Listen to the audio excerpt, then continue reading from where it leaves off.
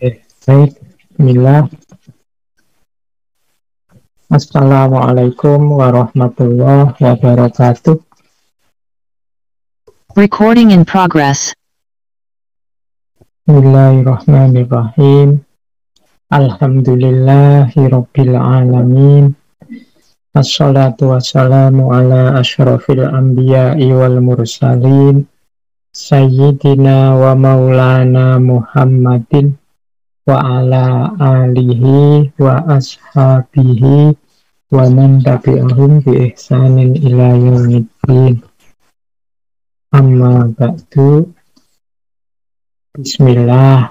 Mari teman-teman kita ngaji lagi malam hari ini di sesi yang sudah kita awali dari minggu pertama bulan ini, sesi tentang mahabbatullah, tema tentang kecintaan kepada Allah.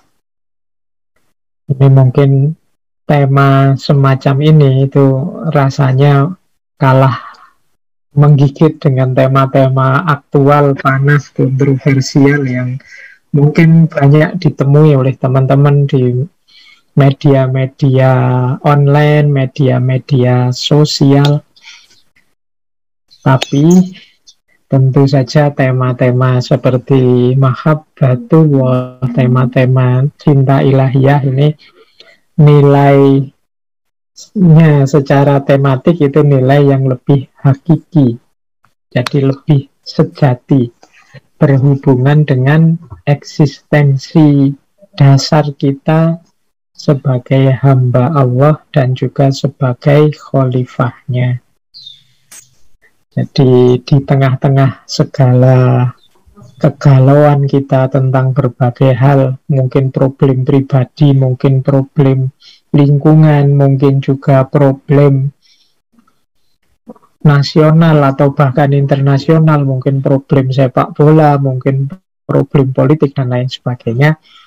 Mari kita tidak lupa untuk membahas juga, untuk mengingat juga tema-tema yang lebih hakiki, lebih esensial untuk hidup kita, termasuk tema mahabbatullah ini. Baik, langsung saja kita belajar. Malam hari ini kita kembali bersama tokoh yang luar biasa yang seingat saya sudah berkali-kali kita angkat beliau ini karena memang gagasan-gagasan beliau luar biasa, yaitu Hujjatul Islam Imam Ghazali.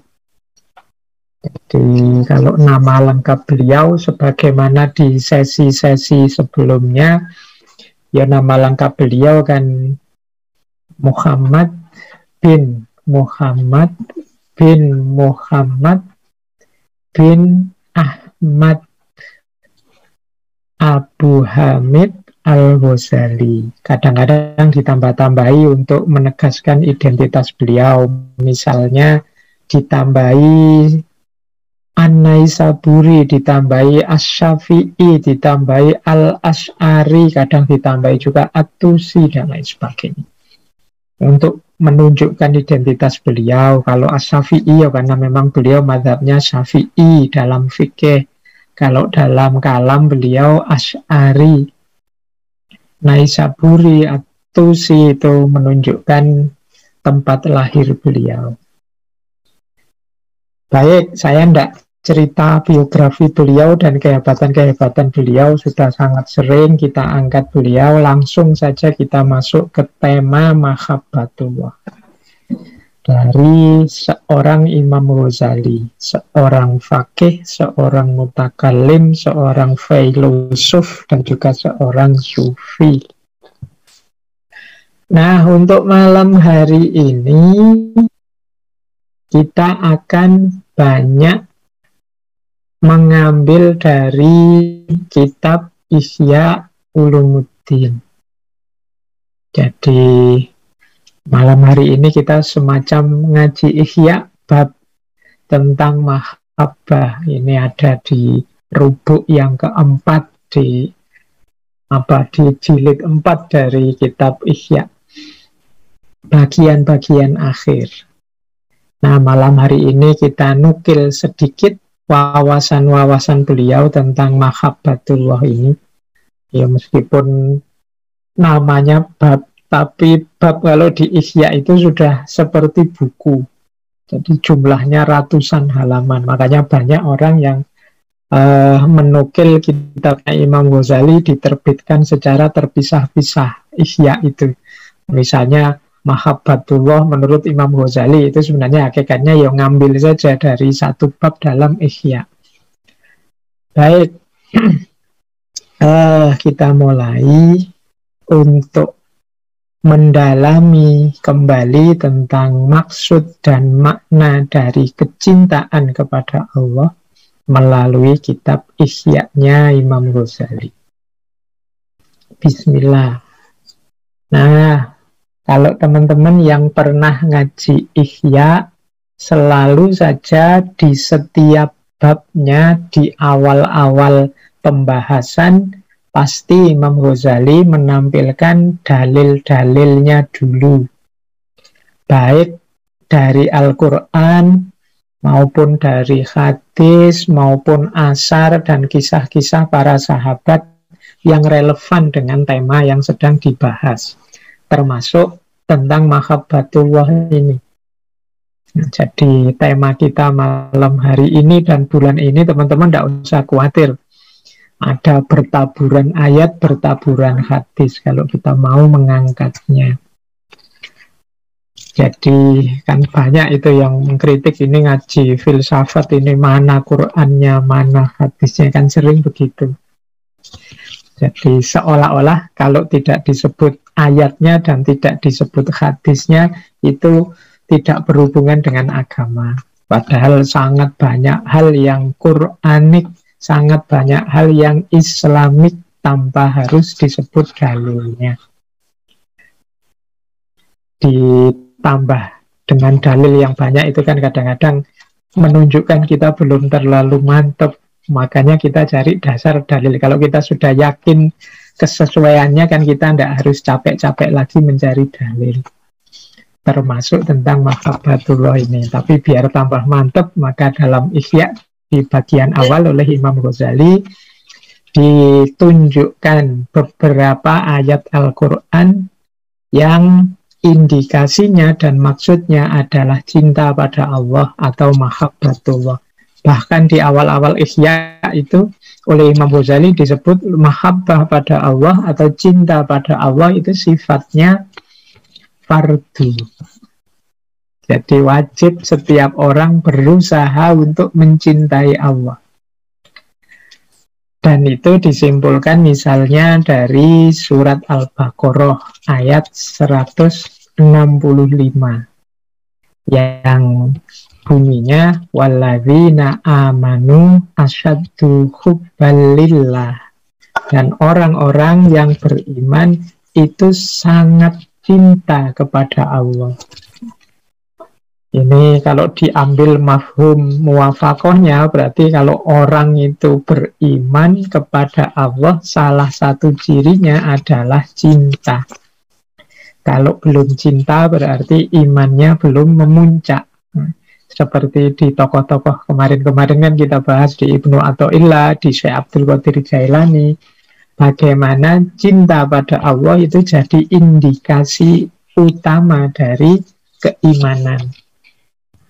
Bahkan di surat At-Taubah ayat 24 yang saya tampilkan di situ juga sangat tegas sekali dinyatakan Allah tidak berkenan kalau kita mencintai apapun sebelum Dia atau mendahulukan apapun sebelum Dia, berarti tidak mencintai Allah. Di surat At-Taubah itu ayat 24 Imam Ghazali mencantumkannya yang artinya kul inkana abaukum wa abnaukum wa ikhwanukum wa azwajukum wa ashiratukum Wa amwalun iktaraftumuha wa tijaratun tahsyauna kasadaha wa masakinu tardaunaha ahabbu ilaikum minallahi wa rasuli wa jihadin fi sabili fatarabbasu hatta ya'tiyallahu bi amri. Katakanlah Muhammad, apabila ayah-ayah kalian dan anak-anak kalian dan teman-teman kalian dan istri-istri kalian dan keluarga kalian dan harta yang kalian miliki dan perdagangan yang kalian takutkan kerugiannya dan tempat tinggal yang kalian sukai. Jadi ini semua kan yang biasanya ini kita sukai, kita cintai. Ahabbu ilaikum minallahi wa rasulihi wa jihadin fi sabilihi. Kalau itu lebih kalian cintai dari Allah dan Rasulnya dan berjuang di jalannya, fatarabbasu hatta ya'tiyallahu bi amri. Maka tunggulah sampai Allah mendatangkan urusannya. Ini pasti urusan yang tidak enak, karena ini sesuatu yang Allah tidak berkenan, Allah murka. Fatarabbasu hatta ya'tiyallahu bi amri. Wallahu la yahdil qaumal fasikin. Dan Allah tidak akan memberi hidayah orang-orang yang fasik.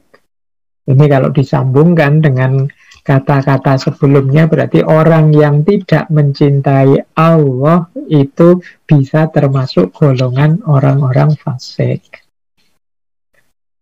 Dan ya kalau surat Ali Imran ayat 31 juga tegas juga menyatakan, Kul in kuntum tuhibbunallaha fattabi'uni yuhibbukumullahu wa yaghfir lakum dzunubakum wallahu ghafurur rahim. Katakanlah, apabila kalian mencintai Allah, katakanlah wahai Rasul Muhammad, apabila kalian mencintai Allah, maka ikutilah aku. Ini mengikuti Kanjeng Nabi maksudnya. Yuhibbukumullahu wa yaghfir lakum dzunubakum. Allah akan mencintai kalian dan mengampuni dosa-dosa kalian. Wallahu ghafurur rahim. Dan Allah Maha Pengampun serta Maha Penyayang. Ini surat Ali Imran ayat 31. Dan juga yang saya ambil ini sebenarnya banyak suratnya, cuma kalau kita sampaikan semua nanti kita jadinya ngaji Al-Quran terus malam hari ini, waktu kita kan terbatas. Innalladzina amanu wa amilus solihati sayaj'alu lahumur rahmanu wudda. Sesungguhnya orang-orang yang beriman dan beramal soleh itu Allah akan menjadikan kepada mereka wudda, rasa cinta, rasa kasih sayang dalam hati mereka. Jadi ini orang itu kalau beriman sungguh-sungguh, beramal baik karena Allah secara sungguh-sungguh, ya akan muncul rasa cinta di hatinya. Ini kalau dipahami, kalau bahasa usul fikih itu mafhum mukhalafahnya, kalau rasanya kok relasi kita dengan Allah itu belum masuk ke babak cinta, mungkin masih kewajiban, masih kebutuhan, dan lain sebagainya, jangan-jangan keimanan dan amal baik kita belum sepenuhnya, belum sungguh-sungguh. Karena janjinya Allah dalam Al-Quran kan orang yang beriman dan beramal soleh, saya ja'alu lahumur rahmanu wudda. Allah akan menjadikan rasa kasih sayang dalam diri mereka. Jadi kok dalam diri kita isinya serba marah terus, serba ngamuk terus, serba tidak tenang, serba tidak nyaman, maunya emosi terus, lihat apa saja, jangan-jangan kita kurang serius amanu wa amilus solihatnya. Nah, harusnya orang yang imannya mantap dan dimanifestasikan dengan amal baik yang ikhlas lillahi ta'ala, yang ada dalam dirinya adalah wudda. Jadi rasa sayang yang dalam. Baik, hadis juga banyak. Saya ambilkan satu saja ya, tidak saya baca semua. Teman-teman pastinya yang tertarik bisa dibaca langsung kitab Ihya, misalnya yang terakhir itu ya, yang muttafaq alaih. La yu'minul abdu hatta akunu ahabbu ilaihi min ahlihi wa malihi wa nafsihi wa nasi ajma'i. Jadi tidak beriman seorang hamba sampai Allah dan Rasulullah itu lebih dia cintai dari keluarganya, hartanya, dirinya sendiri, dan semua manusia. Ini dari hadis dan ayat-ayat tadi, paling tidak semoga kita tambah mantap, tambah yakin betapa mahabbatullah itu unsur yang penting dalam kita beragama. Termasuk salah satu unsur yang esensial. Berarti kita harus menuju ke sini dalam beragama. Jadi menghidupkan jiwa yang penuh cinta, yang diawali dari kecintaan kepada Allah di atas segalanya. Baik, sekarang kita mulai teman-teman belajar tentang gagasan-gagasan Imam Ghazali tentang mahabbah atau cinta kepada Allah. Imam Ghazali ini yo ilmuwan, yo faqih, yo sufi, yo filosof. Cara beliau membahas mungkin agak berbeda dengan kemarin minggu lalu Syekh Ibnu Athaillah atau sebelumnya Syekh Abdul Qadir Jailani yang lebih ke ceramah-ceramah. Kalau beliau ini lebih sistematis membahasnya. Jadi kalau Imam Ghazali diawali definisinya apa, dalilnya apa, kemudian dasar berpikir, asumsi-asumsi awalnya apa, implikasinya apa, itu lebih tertib kalau Imam Ghazali. Makanya kita pelan-pelan ya malam hari ini, belajarnya biar dapat sesuatu. Nah, diawali dalam Ihya itu Imam Ghazali mendefinisikan cinta dari aspek yang paling elementer dulu, paling dasar dulu. Biasanya orang ngomong cinta itu kan diawali dari bulet dulu. Biasanya ruwet dulu, yang tidak bisa didefinisikan lah, yang urusan perasaan lah. Enggak. Kalau Imam Ghazali simple, diawali yang sederhana dulu. Biar kita lebih mudah mengidentifikasi apa itu cinta. Kata Imam Ghazali, al-hubbu ibaratun an mailit tab'i ila syai'il muladzi. Kata Imam Ghazali, cinta itu adalah satu ungkapan tentang ketertarikan yang sifatnya alamiah, tab'un, terhadap sesuatu yang dianggap menyenangkan atau dianggap lezat. Ini kan definisinya elementer sekali. Mudahnya cinta itu ya ketika kita suka sesuatu. Suka itu kan jiwa kita cenderung pada sesuatu itu. Cinta kan selalu diawali dari sini. Jadi sebelum masuk ke yang dalam, yang rumit, yang ruwet, yang dan lain sebagainya dengan segala macam cirinya, hakikatnya itu kan cinta itu kecenderungan jiwa pada sesuatu yang kita anggap menyenangkan, yang kita anggap indah, yang kita anggap bisa membahagiakan kita dan lain sebagainya. Jadi jiwa kita cenderung ke situ. Mailit itu kecenderungan jiwa secara alamiah. Ini mungkin kalau pakai bahasa anak-anak muda hari ini semacam passion. Passion itu kan kecenderungan kita. Jadi kita sukanya kemana, orientasinya kemana. inilah akar dan awal dari cinta. Maka nanti ya cinta kepada apapun ya awalnya ini. Jiwa kita cenderung pada yang kita cintai. Kepada Allah berarti nanti juga begitu.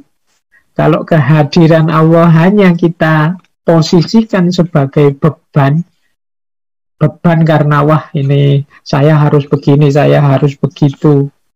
Allah memerintahkan ini, melarang itu, rasanya beban saja. Itu berarti belum mailit tabi'i. Belum mailit tabi'i itu jiwa kita belum cenderung ke situ. Kalau boleh ya kita tidak begitu kan. Kalau beban itu kan kalau bisa kita lepaskan kalau boleh. Cuma karena ini agama kan wajib. Akhirnya kan kita terbebani. Berarti apa? Belum nyampe level, belum mailut tabi'i. Jiwa kita belum cenderung ke situ. Maka mudahnya cinta itu ketika jiwa cenderung. Karena kita menganggap di situ ada kelezatan, di situ ada keindahan, di situ ada yang kita inginkan. Jadi ini definisi awal, biar kita tidak bingung menebak-nebak apa maksudnya cinta. Ya cinta itu yang penting kita suka sesuatu. Plus syarat dan ketentuan berlaku. Nanti di belakang ditambahi syarat-syaratnya. Tapi awalnya ini dulu. Kesukaan, kecenderungan kita pada sesuatu. Nah, lanjut. Yang kedua, rasa suka pada sesuatu tadi, ini sama seperti minggu lalu, Syekh Abdul Qadir Jailani atau Syekh Ibnu Athaillah As-Sakandari. Cinta itu anugerah. Kita akan juga sering menggunakan kalimat cinta itu anugerah, sesuatu yang tidak bisa ditolak. Di banyak filosof seperti dulu kita belajar Khalil Gibran misalnya, itu kan juga ditegaskan sisi anugerah dari cinta, bahwa kalau cinta memanggilmu ikutilah, karena orang sulit untuk mengingkari panggilan dan kecenderungan jiwanya terhadap sesuatu. Kalau suka ya suka aja, pura-pura tidak suka bisa, tapi dia tidak bisa membohongi dirinya. Dia anugerah yang tidak bisa ditolak. Maka kata Imam Ghazali,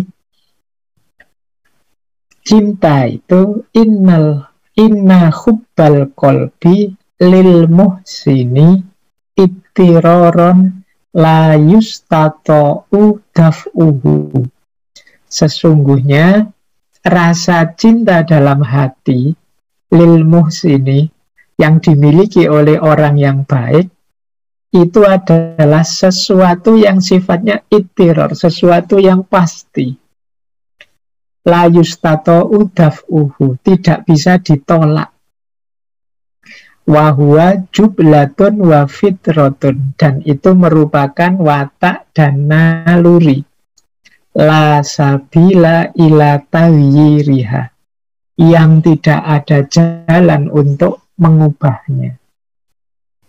Orang itu kalau sudah jatuh cinta, mengingkari perasaan cinta itu sulit sekali. Jatuh cinta terhadap apapun.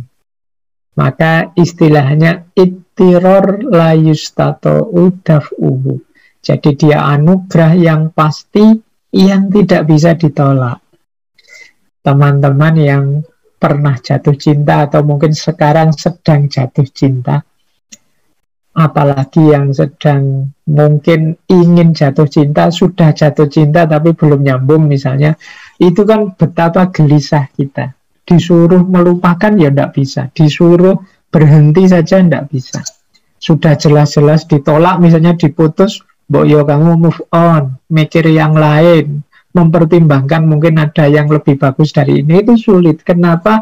Karena la yustata'u daf'uhu. Kalau memang di situ ada rasa cinta, sulit menolaknya. Dia jublatun wa fitratun. Dia jadi watak dan fitrah yang tidak bisa diubah.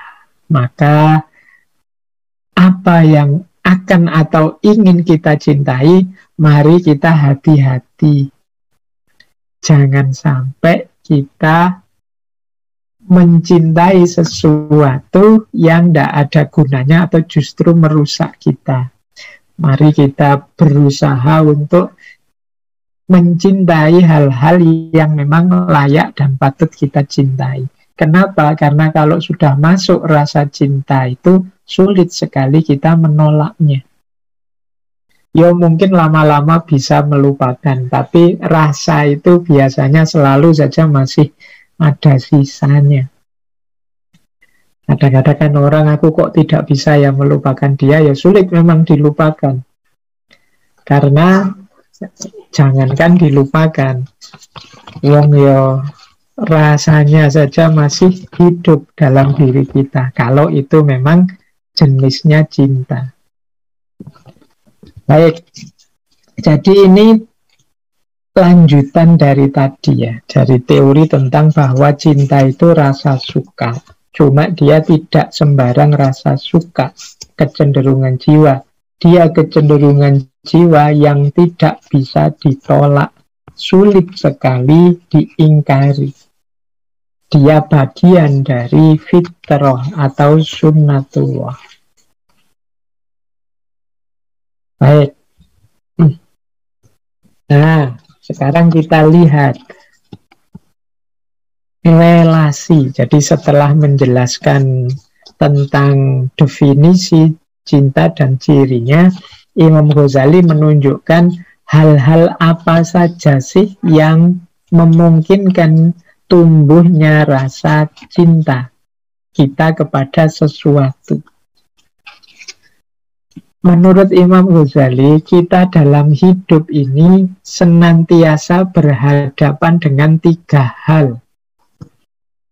Yang pertama, hal-hal yang cocok dengan tabiat kita sehingga kita suka. Yang kedua, hal-hal yang tidak cocok dengan tabiat kita sehingga kita benci atau tidak suka, ingin menjauh. Dan yang ketiga, hal-hal yang netral saja, biasa saja, tidak ada bekasnya, apakah kita suka atau tidak suka. Nah, kita hidup ini selalu main dengan 3 makna ini. Apakah kita menyukainya, tidak menyukainya, atau biasa saja.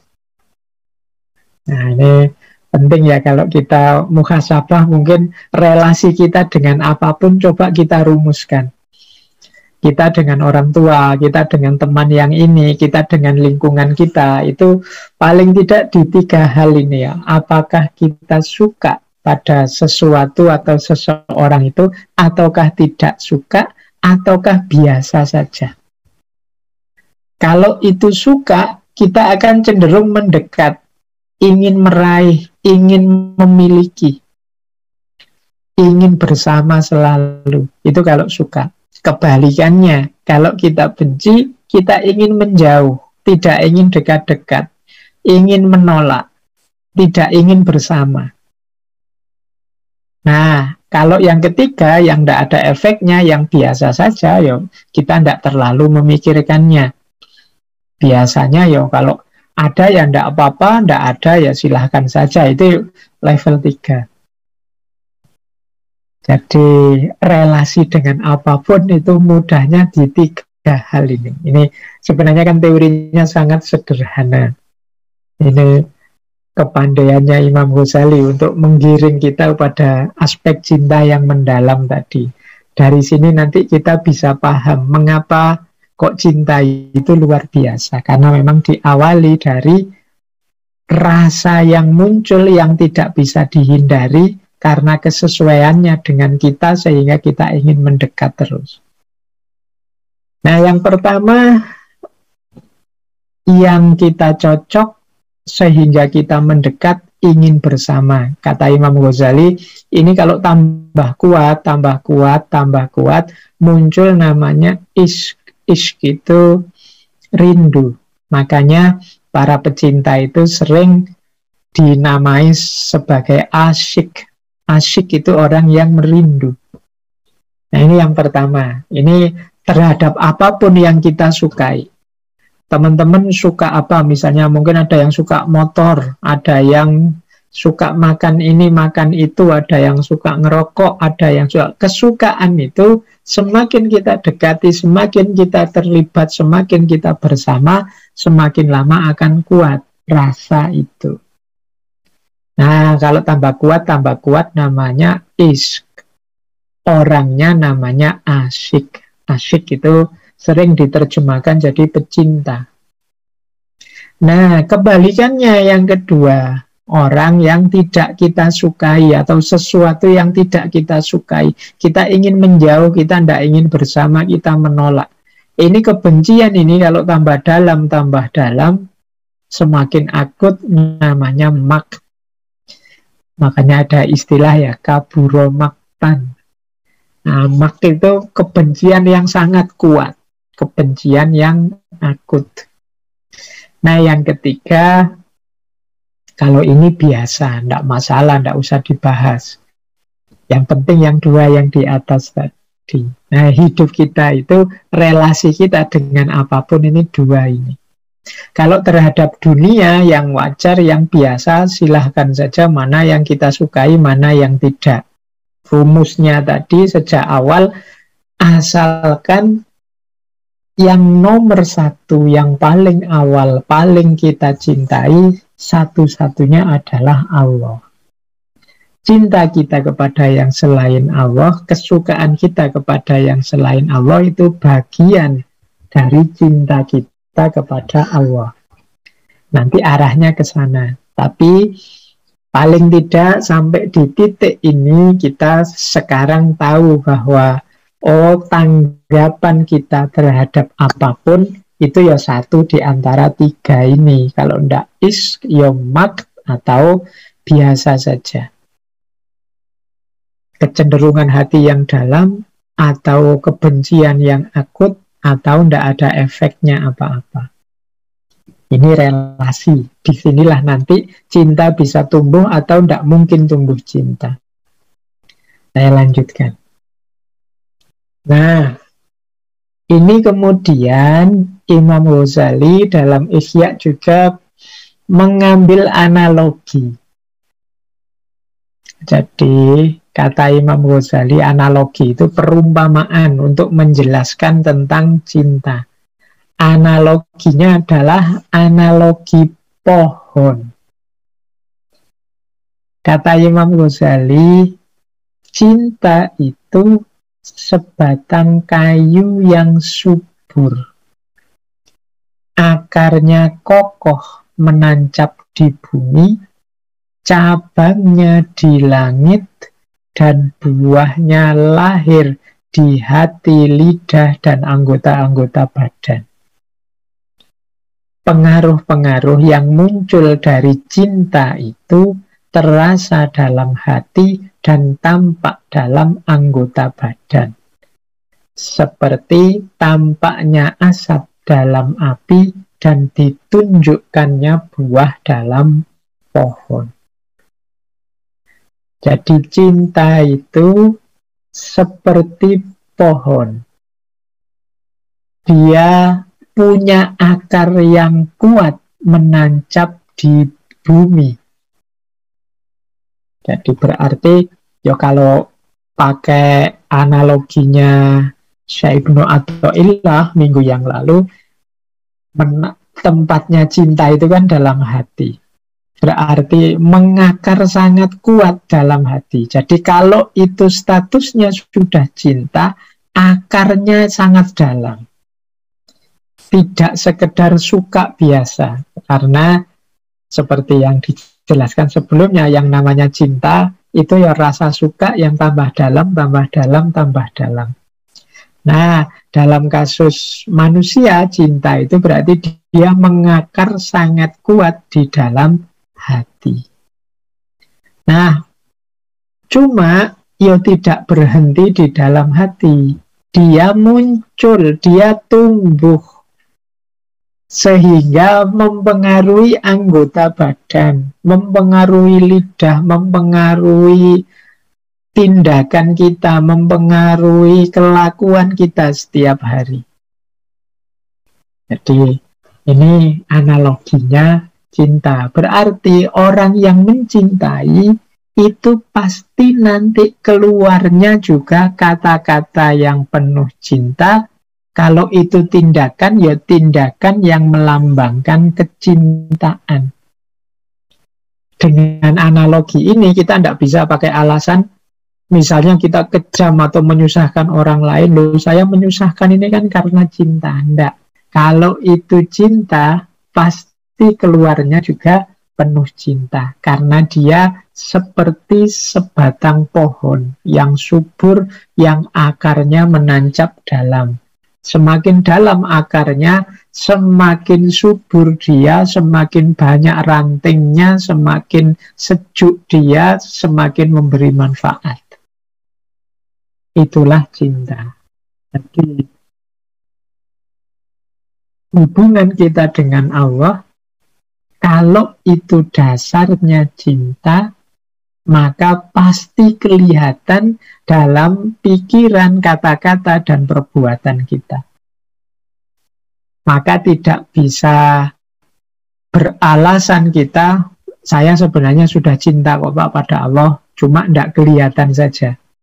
Cuma tidak terekspresikan saja. Kalau menurut Imam Ghazali tidak begitu. Semakin dalam cinta, semakin kelihatan ekspresinya. Sama seperti pohon. Pohon itu semakin menghunjam akarnya, kan semakin besar pohonnya, semakin subur ranting-rantingnya. Maka ya cinta itu meskipun dalam batin, tapi gejalanya dan efeknya kelihatan. Sulit disembunyikan.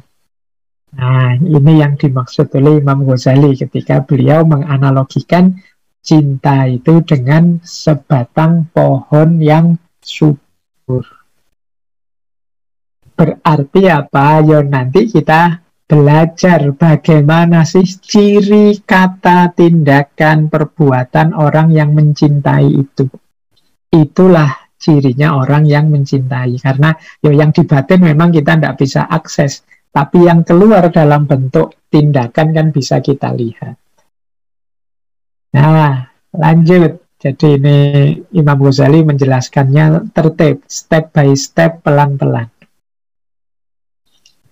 Nah, sekarang satu aspek yang pasti muncul dalam diri seorang pecinta, yaitu kerinduan kepada yang dicintai. Jadi kata Imam Ghazali, ini manifestasi cinta yang paling nyata. Kalau teman-teman ingin ngecek aku itu cinta bener apa enggak sih sama dia atau sama siapapun atau apapun, ciri yang paling mudah adalah teman-teman rindu enggak? Rindu untuk dekat, rindu untuk bersama, rindu untuk kembali lagi dan lain sebagainya. Jadi kalau sudah ada kerinduan yang apalagi kerinduannya dalam itu ya tidak perlu dibahas macam-macam lagi ya, kemungkinan itu cinta. Jadi ketika seorang hamba cinta pada Tuhannya, maka dia akan merindukannya selalu. Jadi yang paling dia nantikan adalah kapan aku bersama dengannya. Inilah cinta ilahiyah. Cinta yang ingin ketemu terus, ingin bersama terus. Itulah tadi yang disebut ishq. Kerinduan, kegilaan seorang yang mencintai. Jadi ini manifestasi yang paling mudah kita deteksi untuk kita memahami apakah ini cinta atau bukan cinta. Bahkan nanti dijelaskan, bahkan saat kita sudah bersama sekalipun rasanya masih rindu. Bersama kok masih rindu itu maksudnya, mbok ini jangan berakhir. Semoga kebersamaanku ini tidak ada habisnya. Begini terus itu. Jadi sudah bersama tapi masih rindu. Ingin lebih dekat lagi, ingin lebih dekat lagi. Itulah cirinya cinta.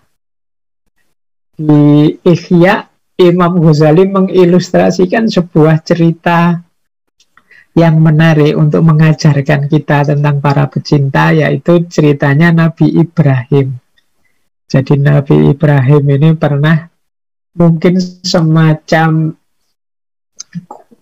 bahasa saya ini semacam bercanda guyon tentang ketika malaikat maut datang untuk mencabut nyawa beliau. Ya seorang nabi kan pastinya sudah sangat paham sunnatullah hidup ini, setiap orang pasti akan meninggal. Nah, cuma Nabi Ibrahim ini ingin menguji. Jadi ketika malaikat maut datang, Nabi Ibrahim berkata, hal ra'aita kholilan yumitu kholilahu.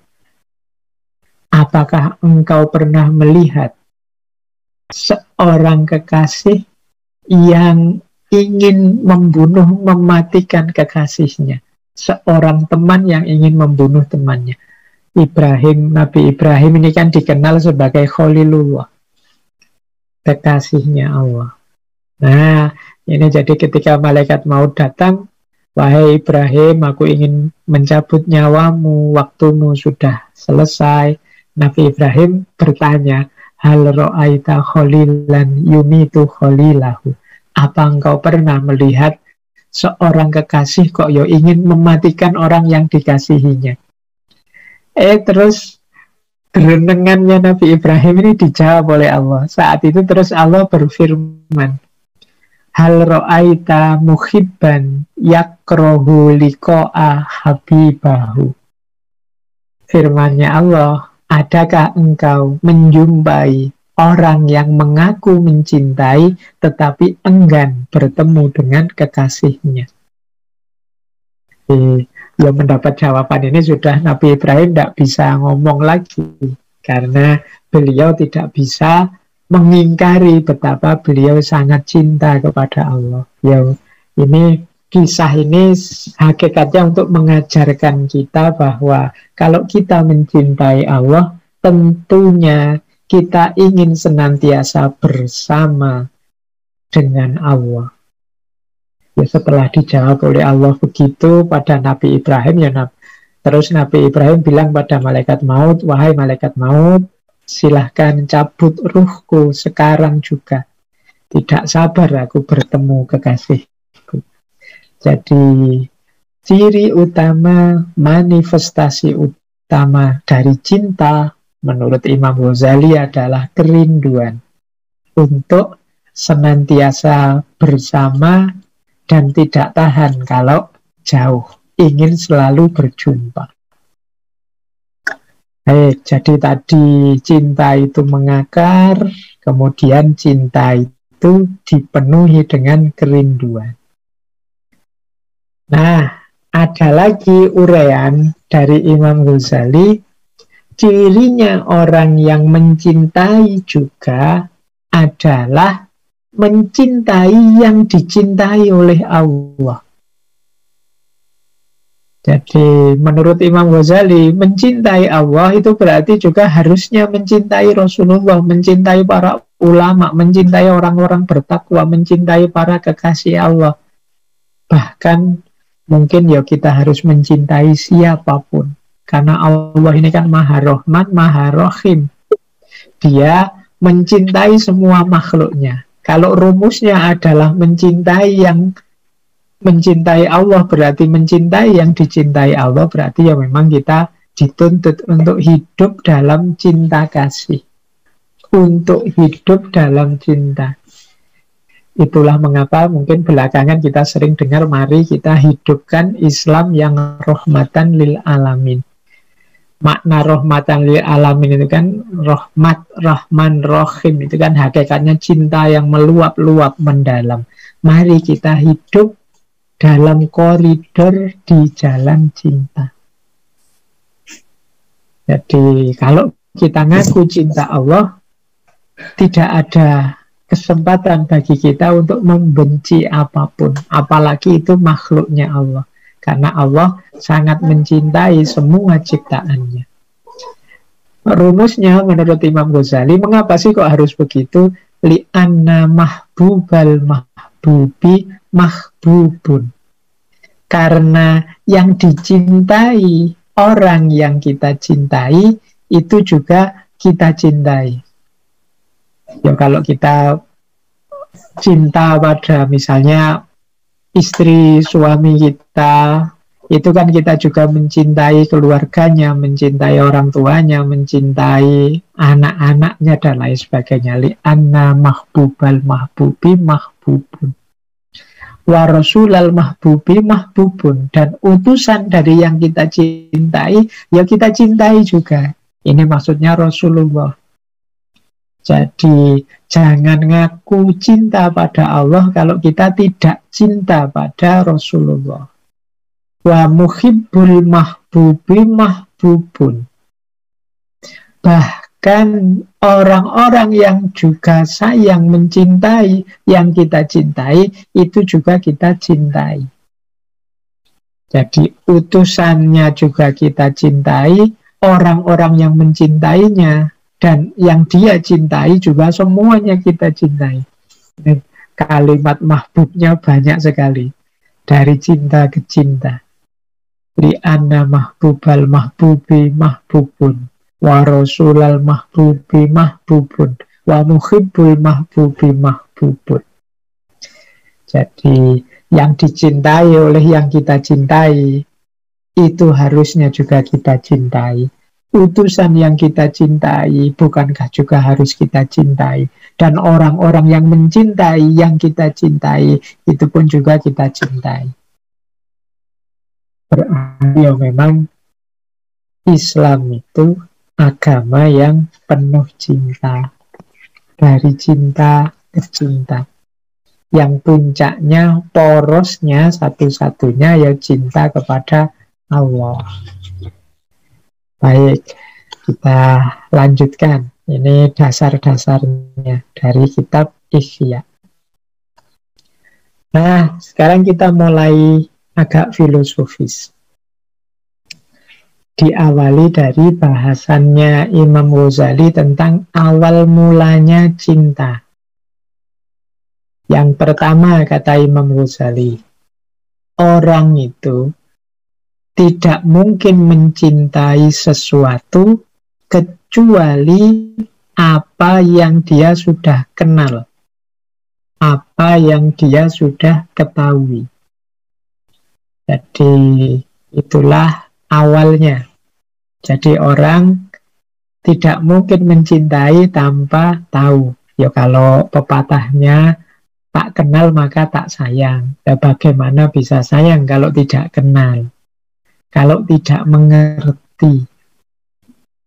Nah, lanjut. Asumsi kedua, tapi kenal tidak sembarang kenal.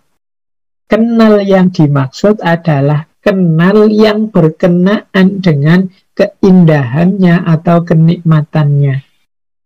Sebagaimana kenalnya telinga kalau ada lagu-lagu yang merdu, atau kenalnya hidung pada bebauan yang harum, atau kenalnya mata pada lingkungan alam yang indah. Jadi awal lahirnya cinta itu kenal, tapi bukan kenal sembarang kenal. Yang dimaksud adalah kenal yang pada sisi keindahannya, kenal pada aspek kenikmatannya. Jadi ya kalau orang kenalnya jelek-jelek kita, mungkin musuh kita, itu kan kenal pada kita. Tapi dia tidak sayang, dia benci pada kita. Kenapa? Dia kenalnya pada bagian-bagian yang dia tidak suka. Yang bisa memunculkan cinta itu kenal pada bagian yang dia suka. Jadi ini asumsi kedua. Jadi tak kenal maka sak sayang, tapi kenalnya bukan sembarang kenal. Kenal pada bagian-bagian yang indah, bagian-bagian yang kita cocok dan sesuai. Ya manusia itu kata Imam Ghazali biasanya mencintai dirinya, atau kalau dia mencintai yang lain itu demi dirinya, yang cocok, yang sesuai dengan dirinya. Maka kalau dia mengenali sesuatu, kok dia merasa tidak cocok, tidak nyaman, merasa tidak indah, tidak sesuai dengan seleranya, biasanya ini tidak akan tumbuh jadi cinta.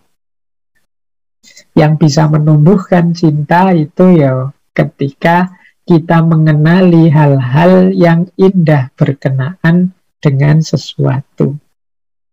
Jadi rumus awalnya ini.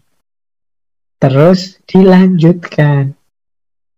Kalau begitu, apa sih yang sesuai dengan kita itu secara umum yang membuat orang kemudian mengenali hal-hal yang indah tadi apa saja? Nah, dilanjutkan sekarang analisisnya Imam Ghazali. Jadi orang itu tadi tak kenal maka tak sayang, cuma kenalnya pada aspek-aspek yang membuat dia nyaman. Apa sih yang membuat dia cocok dan nyaman? Biasanya beberapa hal inilah yang membuat orang itu suka, nyaman, dan cocok. Yang pertama apa? Ya, dirinya sendiri, kesempurnaannya, dan kalau bahasanya Imam Ghazali, kelanggengannya yang membuat dia langgeng, membuat dia enak terus, nyaman terus, sehat terus, dan lain sebagainya. Jadi cinta pada dirinya sendiri, cinta pada kesempurnaannya, cinta pada kelanggengannya. Itu setiap orang pasti begini. Setiap orang itu pasti sedikit kecil atau besar punya ego. Cinta kepada dirinya sendiri. Maka manusia akhirnya punya kecenderungan mencintai apapun yang mendukung keberadaannya, mendukung kebaikannya, mendukung kualitasnya. Ini yang pertama. Nah, menurut Imam Ghazali, kalau memang hal yang pertama ini mampu menumbuhkan rasa cinta, jadi kalau kita mencintai apa saja yang mendukung keberadaan kita di muka bumi ini, menurut Imam Ghazali, bukankah yang paling layak, paling pantas, paling cocok kita cintai itu Allah? Bukankah Allah yang membuat kita ada, membuat kita berada, membuat kita mengada dengan segala kedirian kita saat ini?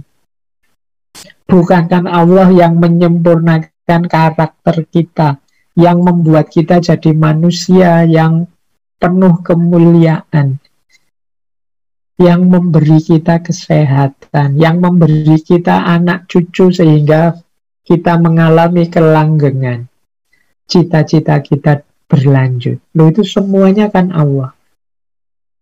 Jadi kalau memang yang pertama ini yang membuat kita mencintai sesuatu atau seseorang, bukankah yang paling layak, paling pantas kita cintai Allah? Karena Allah lah yang menghadirkan kita. Hanya saja kita sering tidak panjang, tidak tuntas berpikirnya, sehingga kita tertipu oleh yang mendukung diri kita, mendukung keberadaan kita, yang sifatnya juga sementara dan masih perlu didukung juga. Kita lupa bahwa ada yang puncak, yaitu Allah, yang harusnya lebih kita cintai, karena keberadaan kita adalah atas izinnya Allah. Nah, rumus yang pertama ini. Jadi orang itu mencintai karena dia cinta dirinya sendiri. Nah, yang membuat diri kita sendiri ada itu kan Allah. Berarti apa? Ya harusnya kita cinta dong pada Allah. Yang kedua, biasanya orang juga mencintai orang lain yang juga memberikan cinta kepadanya. Ini ciri kedua. Yang ini membantu keberlangsungannya, menolak kebinasaannya. Jadi orang-orang yang mencintai kita, sayang pada kita, itu kan biasanya terus kita juga tergerak untuk menyayanginya. Jadi, kalau kita punya teman yang tulus, atau punya sahabat yang sering membantu, atau punya saudara yang ikhlas menolong kita dalam banyak hal, kita punya orang tua yang mengorbankan apapun pada kita, itu kan mau tidak mau batin kita terdorong untuk mencintai mereka semua. Kalau kita tidak mencintai mereka, kadang kita dimarahi oleh orang, kamu tidak manusiawi. Padahal kalau kita berpikir lebih mendalam, kata Imam Ghazali, siapa yang lebih mencintai kita selain Allah? Siapa yang lebih memberikan aneka fasilitas, bantuan, pertolongan selain Allah? Yang lebih dari Allah. Berarti apa? Kalau menggunakan rumus yang kedua ini, ya lagi-lagi yang pantas dan layak kita cintai ya hanya Allah sebenarnya. Yang nomor satu harus kita dahulukan, kita cintai, itu ya harusnya hanya Allah. Jadi ini alasan kedua, orang biasanya mencintai. Alasan pertama dirinya sendiri, alasan kedua orang lain yang mencintainya, maka dia tergerak untuk mencintai. Kita sering lupa bahwa loh, ada yang sangat mencintai kita, yang memberikan segalanya untuk kita, memberi aneka fasilitas untuk kita, tapi kita lupa untuk mencintai balik. Kalau kita tidak membalas cinta orang-orang sekeliling kita, orang menyebut kita tidak manusiawi. Padahal kita lupa untuk mencintai Allah. Baik. Yang kedua itu alasannya. Jadi ini alasan orang mencintai tadi oleh Imam Ghazali langsung ditarik ke ranah cinta kepada Allah. Yang ketiga, kita itu sering mencintai orang baik. Meskipun dia tidak baik kepada kita saja, tapi orang ini memang orang baik. Dia baik kepada siapapun. Misalnya, saya cinta Pak kepada tokoh ini karena dia jasanya besar untuk bangsa kita. Saya cinta kepada pahlawan yang itu, dia mengorbankan hidupnya untuk Indonesia ini. Misalnya, kita akan cinta, suka kepada orang-orang tulus, orang-orang yang mau berkorban, orang-orang yang menyebar kebaikan kemana-mana, meskipun tidak langsung kena kebaikan itu pada kita. Intinya, kita cinta orang baik. Nah, tapi kata Imam Ghazali, kita sering lupa untuk mencintai Allah, padahal Allah itu maha baik kepada siapa saja. Allah itu Rahman Rahim, kasih sayangnya tidak terbatas. Jadi kita senang, kita cinta pada orang-orang baik, tapi kita lupa pada yang maha baik. Hubungan kita dengan Allah masih belum ada di level mencintai. Nah, ini menurut Imam Ghazali penting untuk kita prihatinkan. Bagaimana kita bisa ngaku manusia yang baik, hamba yang baik, wong kita belum bisa mencintai Allah. Harusnya kalau kita kagum kemudian cinta pada orang-orang baik, harusnya kita juga mencintai Allah, zat yang maha baik. Nah, yang keempat, ini alasan-alasan orang mencintai. Kita biasanya juga cinta pada segala sesuatu sesuai kualifikasinya.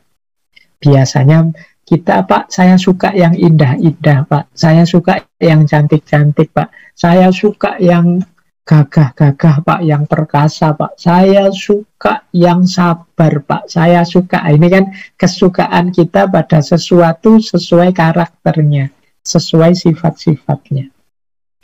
Tapi kita sering berhenti hanya pada keindahan, kecantikan, kegagahan duniawi. Kita cinta pada keindahan, tapi sering lupa untuk mencintai yang maha indah. Kita cinta pada kegagahan, keperkasaan, tapi sering lupa untuk mencintai yang maha perkasa. Kita sering kagum dan cinta pada orang-orang pintar, para ulama yang ilmunya mendalam, tapi sering lupa untuk mencintai Allah yang maha alim, yang maha tahu segalanya. Nah, ini dikritik oleh Imam Ghazali. Jadi, ya manusiawi orang itu mencintai sesuatu dengan sifat-sifat utamanya, keindahan, kecantikan, keperkasaan. Tapi kok kita lupa dengan yang paling layak untuk menerima cinta kita dalam hal ini, yaitu Allah. Nah, yang keempat. Yang kelima, kita itu biasanya mencintai seseorang atau sesuatu yang sesuai dengan diri kita.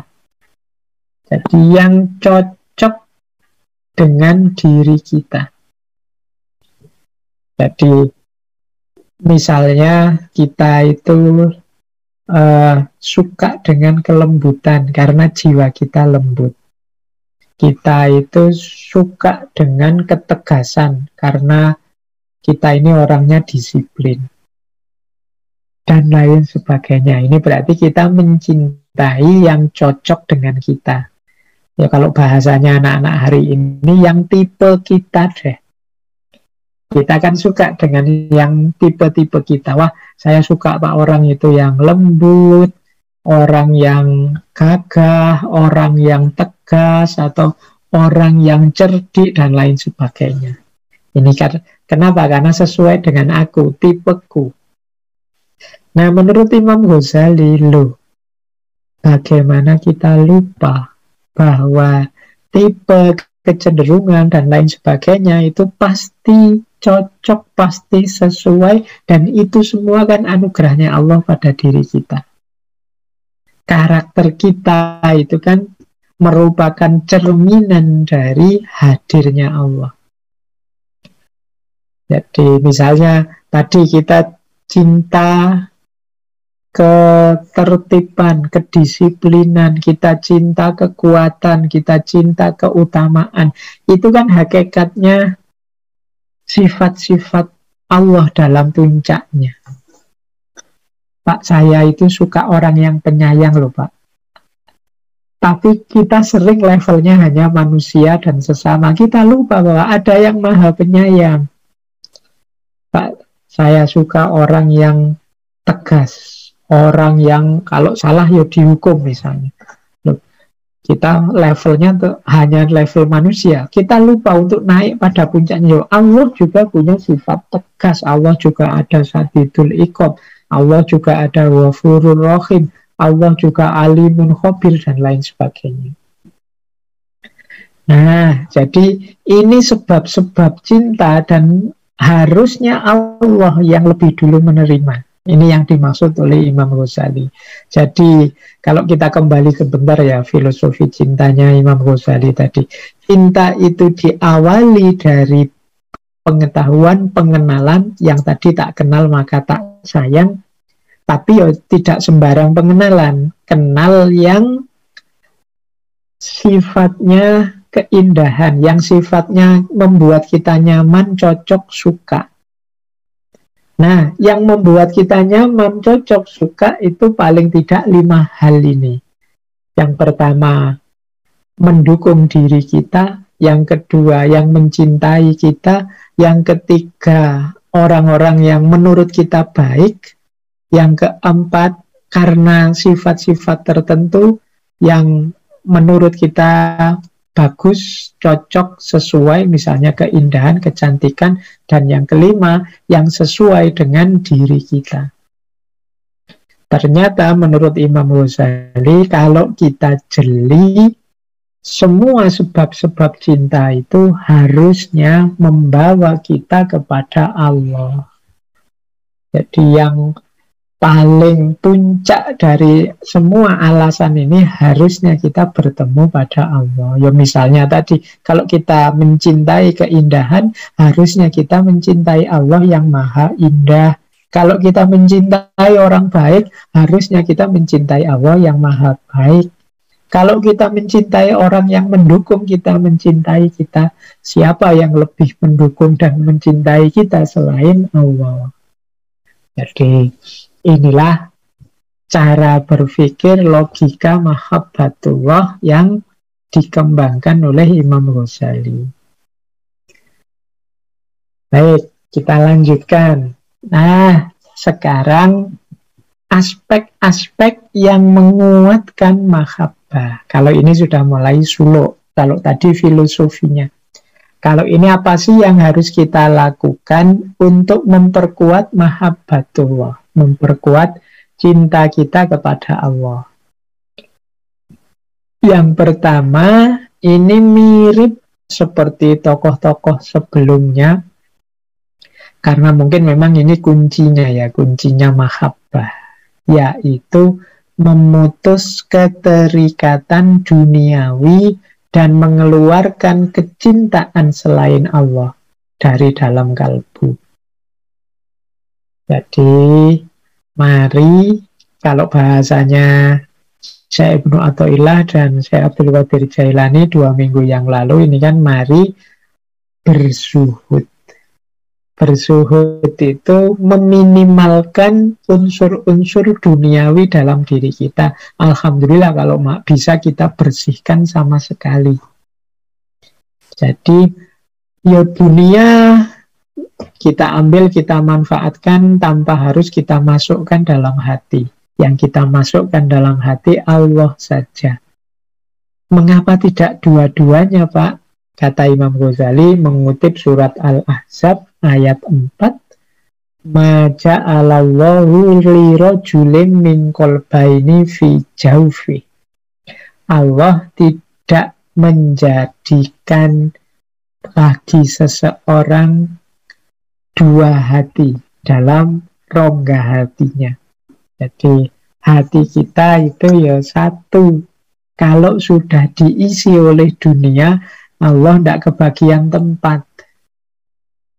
Jadi, maka solusinya apa? Biar Allah masuk sebagai cinta kita kepadanya, ya berarti keterikatan duniawi dan cinta pada apapun selain Allah kita keluarkan.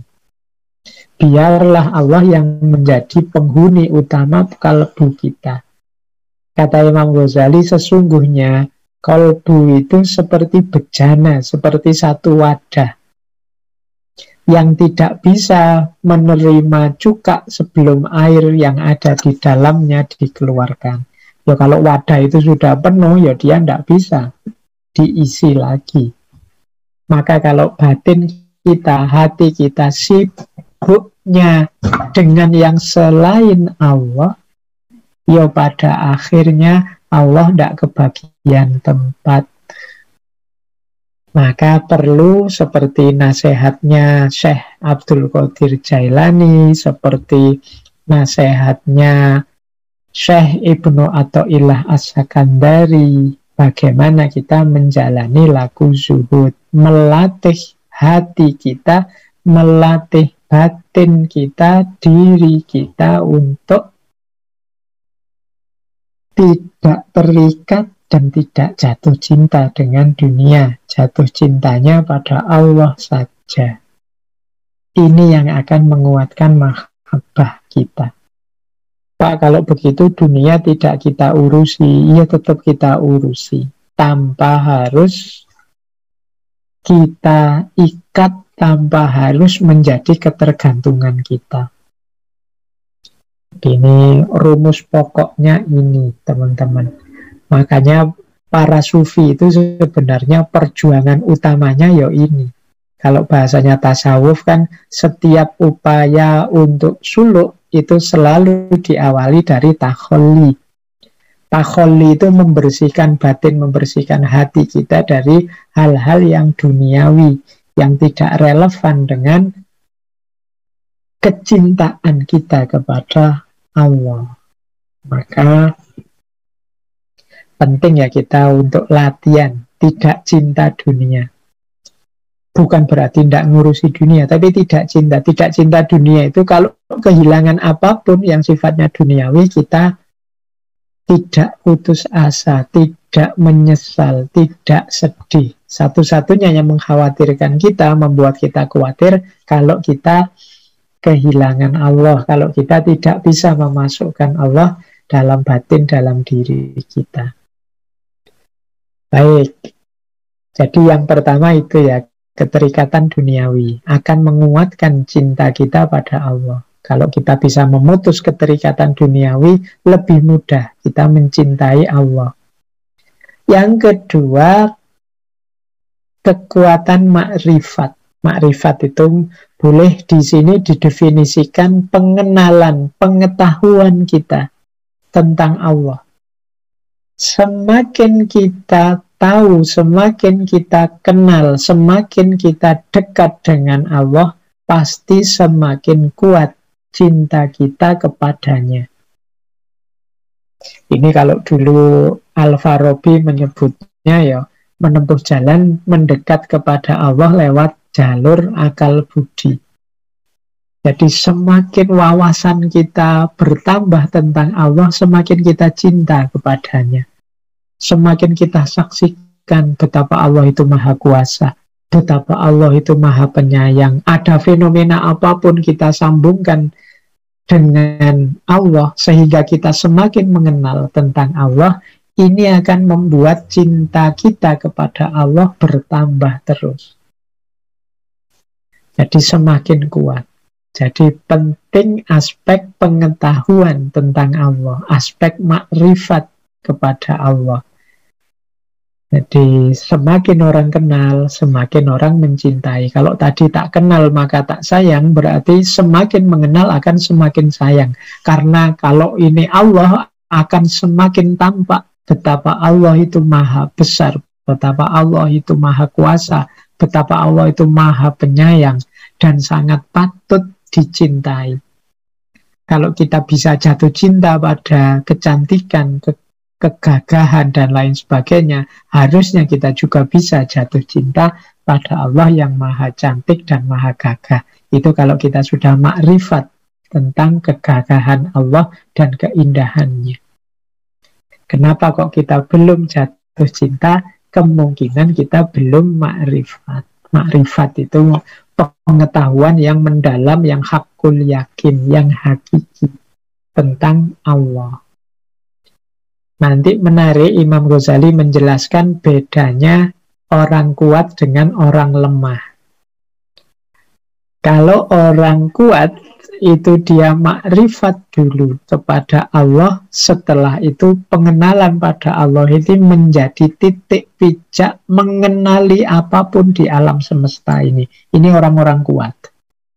Setelah aku kenal Allah, dekat dengan Allah, sekarang aku membaca apapun di sekelilingku sesuai dengan perspektif Allah. Melihat peristiwa tertentu kita baca, oh itu kekuasaan Allah, oh itu keindahannya Allah, oh itu jamaliyahnya, itu jalaliyahnya, oh itu betapa agungnya Allah, wah ini betapa pemaafnya Allah, ada orang banyak salahnya tapi masih diizinkan bertobat, dan lain sebagainya. Ini orang kuat.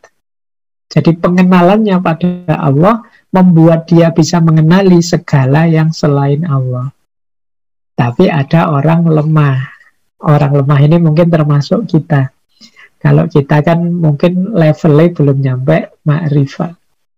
Orang lemah itu dibalik, kita memahami segala sesuatu, kemudian menyimpulkannya pada Allah. Ya, mudahnya kan sering diilustrasikan, kita melihat alam semesta ini misalnya, wah alam semesta ini tertib sekali ya, alam semesta ini tertata sekali ya, alam semesta ini betapa cocoknya untuk manusia ya, oh berarti ada yang mengatur, berarti ada yang menciptakan. Nah, alam semesta membawa kita kepada Allah. Ini kalau menurut Imam Ghazali ini orang-orang yang lemah dalam tanda petik ya, meskipun kita tidak harus terus wah berarti saya lemah Pak, ya karena memang belum makomnya kita untuk makrifat. Jadi kita menempuh jalan ilmu dalam rangka menuju Allah. Kalau orang-orang makrifat kan dia sudah kenal Allah, kemudian pengenalan atas Allah itu dipakai untuk mengenali, memahami, dan membereskan kehidupan di alam semesta ini. Tapi kalau kita ya segala sesuatu kita pakai sebagai kendaraan untuk menuju Allah.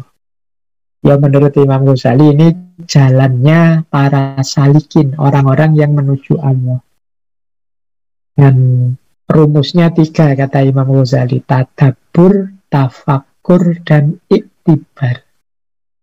Tadabbur itu berpikir empiris, melihat alam semesta, kenyataan di sekeliling. Tafakkur itu berpikir rasional, iktibar itu mengambil hikmah, mengambil pelajaran. Kita yang mampu melakukan tadabbur, tafakkur, iktibar, ya kita akan lebih mudah untuk sampai pada Allah. Sehingga kalau kita sudah sampai padanya di level makrifat, kita akan di posisi orang yang kuat. Nanti kita punya pengenalan baru, pemahaman baru terhadap alam semesta. Kalau semula kita memahami dengan keterbatasan akal budi kita, nanti kalau sudah level makomnya makrifat, itu sebaliknya. Jadi titik pijaknya Allah mengenal, memahami segala sesuatu dengan kesadaran ilahiyah. Baik, jadi mudahnya mahabbah kita semakin kuat kalau kita bisa melepas keterikatan duniawi, dan yang kedua, semakin kita mengenal Allah. Entah lewat jalur kuat atau lewat jalur lemah. Asal kita ingin tambah dekat, ingin mengenal Allah, ya cinta kita akan semakin kuat. Baik. Nah, sekarang kita lihat tanda-tanda cinta menurut Imam Ghazali. Kalau ini mirip-mirip saja. Nanti di 4 tokoh yang kita bahas bulan ini, itu tanda-tanda cintanya yang mirip-mirip. Ini mungkin menegaskan. Yang pertama apa? Senang bertemu yang dicintai. Nah, ini menarik. Berarti kalau kita cinta pada Allah, berarti kita rindu untuk segera ketemu Allah. Menarik, nanti di bagian ini Imam Ghazali membahas orang yang cinta dengan kematian atau benci dengan kematian. Ya tentu saja orang yang ingin segera ketemu Allah itu tidak takut mati. Tidak khawatir kalau sewaktu-waktu dipanggil oleh Allah. Dia sangat siap. Ini ciri-ciri orang yang mencintai Allah. Karena kalau kita cinta kepada Allah, itu kan berarti kita rindu untuk segera bertemu. Orang yang rindu ingin segera bertemu, ya dia berusaha melakukan segala yang membuat dia nanti kalau bertemu merasa pantas, tidak malu, dan mungkin bertemu tidak ditolak. Nah, ini ciri pertama. Ya kata Imam Ghazali, meskipun begitu ya orang yang takut mati atau benci dengan kematian, jangan terus kita marahi atau kita vonis jelek. Ya kalau takut matinya karena takut berpisah dengan dunia, itu ya memang jelek. Tapi kalau takut mati karena malu, saya malu Pak pada Allah, saya rasanya kok belum pantas ketemu Allah, amal saya belum banyak, dosa saya kok masih banyak ya. Nah ini keengganan untuk mati dengan alasan ini menurut Imam Ghazali bisa diterima. Ya tidak masalah sih kalau alasan itu. Kalau memang alasannya itu, ya segera saja bersiap-siap untuk bertemu dengannya sehingga kita pantas bertemu dengannya. Jadi kalau ada orang kok, kamu orang Islam kok takut mati, kata Imam Ghazali, ya jangan disalahkan dulu, coba dicek alasannya apa. Kalau takut mati itu karena takut nanti hartanya ditinggal atau takut kenikmatan-kenikmatannya ditinggal, ya ini negatif, berarti memang harus tobat kalau kayak gini. Tapi kalau takut matinya karena saya masih malu Pak, saya masih merasa belum pantas. Ini positif.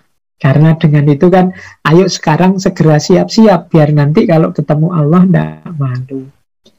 Jadi memang cirinya orang mencintai itu senang ketemu yang dicintai. Yo, kita kan juga begitu, misalnya kita punya kekasih, punya pacar misalnya, kan kadang-kadang kita merasa, wah saya sekarang sedang jerawatnya sedang banyak-banyaknya ya, saya malu untuk bertemu, kan ada yang begitu. Jadi kadang-kadang tidak ingin bertemu bukan berarti tidak cinta, tapi ada kalanya malu dan merasa tidak pantas untuk bertemu karena kondisi tertentu atau alasan tertentu. Ciri yang kedua, orang yang mencintai itu banyak menyebut yang dicintai atau berhubungan dengan, atau yang berhubungan dengan yang dicintai. Jadi orang yang cinta pada sesuatu atau seseorang itu biasanya sering menyebut namanya atau hal-hal yang berhubungan dengan yang dicintai. Nah, ini ciri-cirinya sudah. Nama yang sering disebut itu biasanya yang dicintai, paling dicintai atau sebaliknya paling dibenci. Orang yang paling kita benci itu kan yang kadang-kadang juga sibuk terus di kepala kita. Jadi ada dua hal, kalau orang sering sibuk di pikiran kita itu biasanya yang paling kita cintai atau paling kita benci. Nah, itu ciri kedua. Ini minggu lalu dan minggu sebelumnya sudah banyak dijelaskan. Orang yang mencintai itu mulutnya mudah sekali mengucapkan nama yang dicintai. Bahkan dalam kondisi tidak sadar pun mulutnya mengucapkan nama yang dicintai. Mungkin mimpinya, ngelinjurnya itu nama yang dia cintai. Makanya teman-teman hati-hati kalau mencintai diam-diam itu, kalau pakai bahasanya psikoanalisis itu tidak mungkin tetap kita sembunyikan. Mungkin saat kita guyon-guyon keceplosannya ya nama yang kita cintai. Saat kita lepas ngomong itu nama yang kita cintai. Saat tidur mimpi ya nama yang kita cintai. Karena memang tandanya orang cinta itu banyak menyebut nama yang dicintai atau yang berhubungan dengan yang dicintai. Ciri yang ketiga, suka berdua dengan yang dicintai. Ya kalau Allah ya berdua namanya bermunajat. Seneng kalau ada kesempatan berdua saja. Ini tanda-tanda berarti memang sudah cinta. Kalau kita tidak cinta kan tidak nyaman kalau berdua saja. Tapi kok seneng kalau berdua, bermunajat, bersunyi berdua, itu menunjukkan cinta. Kalau pada Allah ya kalau kita kerasan berdua dengan Allah, zikir kerasan sekali, wirid kerasan sekali, munajat kerasan sekali, ngaji kerasan sekali. Ini kan momen-momen kita berdua dengan Allah. Seneng sekali berlama-lama di momen itu, yaitu tanda-tanda cinta. Kalau kita ngajinya tidak kerasan, ngaji baru 5 menit, baru dapat 1 halaman, 2 halaman, sudah ingin berhenti saja. Ini kan tidak kerasan kita, tidak kuat kita berdua dengan Allah. Wirid juga begitu, zikir juga begitu. Itu kemungkinan memang kita belum ada di makom cinta. Kalau kita ada di makom mahabbah, makom cinta, itu justru senang kalau berdua. Ciri yang keempat, tidak menyesal. Tidak menyesal dari apa yang terlewat kalau bukan tentang dia. Misalnya, wah gara-gara ngaji habis isya tadi agak kepanjangan, ketinggalan sinetron deh aku. Tapi tidak apa-apa lah, wong sinetron aja kok. Asal Allah tetap ridho, asal bisa tetap bersama Allah. Ini biasanya tanda-tanda cinta. Jadi, tidak nyesel aku ketinggalan, tidak nyesel aku kuliahnya telat karena harus jemput dia dulu misalnya. Itu kan tidak menyesal dari apa yang terlewat, asal bukan tentang dia, asal tidak mengecewakan dia, asal saat bersama dengannya. Itu tandanya orang cinta. Ciri selanjutnya, rasa cinta itu adalah ringan gembira dalam ketaatan. Orang yang mencintai itu, kalau diminta melakukan sesuatu oleh yang dia cintai, dengan riang gembira dia akan melaksanakannya. Atau bahkan dia minta, apa yang bisa aku lakukan untukmu? Apa yang bisa aku tolong? Apa yang bisa aku bantu? Ini cirinya orang mencintai. Kok ngaku mencintai, tapi kalau diperintah mulet terus, bulet terus, cari-cari alasan untuk tidak menjalankan, kemungkinan belum cinta. Jadi, ya kemungkinan masih sifatnya beban, masih kewajiban-kewajiban atau kebutuhan-kebutuhan. Begitu butuhnya hilang, ya taatnya berkurang. Kalau pas lagi ada kepentingan, ada keinginan, itu wah, mati-matian misalnya ibadahnya. Tapi begitu keinginannya terpenuhi, susut kualitas dan kuantitas ibadahnya. Ini berarti levelnya belum level cinta, belum mahabbah. Masih ada pamrih-pamrih, sehingga kalau pamrih itu terpenuhi, ya sudah ditinggal yang dicintai. Maka hati-hati para pecinta, jangan sampai ditipu oleh pecinta yang lain seolah-olah itu cinta, padahal itu bukan. Itu hanya pamrih-pamrih tertentu. Orang yang mencintai itu cirinya antara lain ringan gembira dalam ketaatan. Selanjutnya, tanda cinta yang lain menurut Imam Ghazali, takut, takjub, merasa aku ini tidak ada di hadapannya, aku ini kecil di hadapannya. Maksudnya aku kecil atau merasa kecil itu lenyapnya ego. Jadi orang yang mencintai itu kan ciri paling mudah yang bisa kita deteksi itu tidak egois. Jadi tidak ingin enak sendiri, menang sendiri. Tapi dia inginnya yang enak dia, yang menang dia, yang sukses dia, yang bahagia dia. Itu cirinya orang yang mencintai. Takut pada yang dicintai, ya. Takut kehilangan, takut dia murka, takut dia tidak mau lagi bersamaku, takut dia menjauh, dan lain sebagainya. Kok orang ngaku cinta tidak ada takutnya sama sekali, perlu diuji lagi apa benar itu cinta. Takjub, ya ini ada rasa kagum, ada rasa bangga bahwa aku mencintaimu. Ini cirinya orang cinta. Nah, ada lagi menurut Imam Ghazali, cirinya cinta yang terakhir yaitu apa? Menyamarkan kecintaan. Ada rasa khawatir kehilangan, ada rasa cemburu, maka tidak terlalu suka pamer-pamer. Biasanya orang yang cinta itu inginnya pokoknya kita saja, bahkan dunia ini milik kita saja. Yang lain tidak usah dipedulikan. Bahkan takut pamer-pamer, makanya menyamarkan. Jangan sampai engkau dilihat orang lain, nanti orang lain juga jatuh cinta padamu. Wah, aku cemburu kalau begitu. Nah, ada cemburunya. Jadi misalnya teman-teman kalau kasusnya cinta pada Allah ini melihat, ya Allah itu ada ulama kok begitu tawaduknya, begitu dekatnya rasanya dengan Allah, begitu bagusnya ibadahnya, begitu lembutnya. Wah, aku cemburu, harusnya aku juga bisa begitu. Aku kan juga harusnya cinta padamu ya Allah. Ini ada cemburu. Ada rasa cemburu, ini menunjukkan ada rasa cinta. Tapi kalau orang tidak cinta, itu misalnya yang dia cintai diajak orang lain, bersama orang lain, ya biasa saja, biar aja bareng orang lain, ya nanti kalau aku butuh, ya aku yang jemput, sekarang sama orang lain tidak apa-apa. Tidak ada cemburunya, ini kemungkinan belum cinta. Kalau orang cinta itu ada cemburunya. Maka para pecinta tidak usah galau kalau ada cemburu-cemburunan, asal cemburunya masuk akal. Baik, ini tanda-tanda cinta, ya maunya cinta kepada Allah, meskipun masuk saja kalau kita pakai untuk mengidentifikasi cinta kita pada sesama, pada orang tertentu yang kita cintai.